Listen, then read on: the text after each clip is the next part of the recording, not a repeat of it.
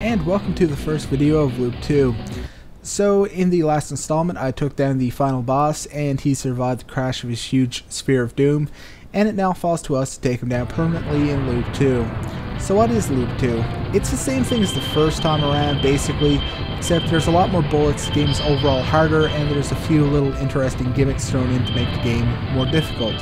So what are these gimmicks? Well, one thing you're noticing right off the bat are these little circular bullets that are all over the place.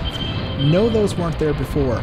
The way this works is whenever you kill an enemy, it spawns a bunch of little round bullets that home in on wherever you were when the enemy died. So how does this factor into the gameplay? Well, you have to constantly keep moving because otherwise you're going to get hit by those circular bullets. It also means that you just can't erase every bullet on the screen. You're still going to have to worry about dodging even if you time your presses really nicely and all that stuff.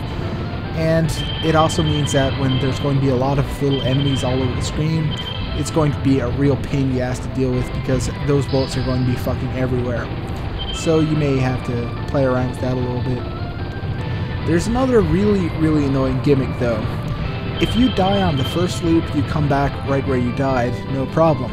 On the second loop, however, if you die, you have to do the entire level over. Unless of course you died on a boss.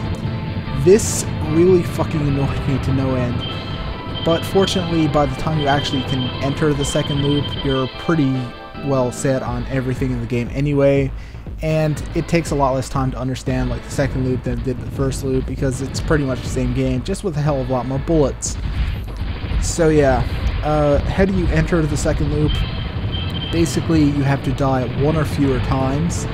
You have to use 3 or fewer bombs, and I believe that's all. So yeah, you basically just have to not die and all that stuff. And since I was going for a double loop run, I ended up just doing like a 1 life run, no bomb run of the first time through the game. And that was sort of the interesting little challenge it provided.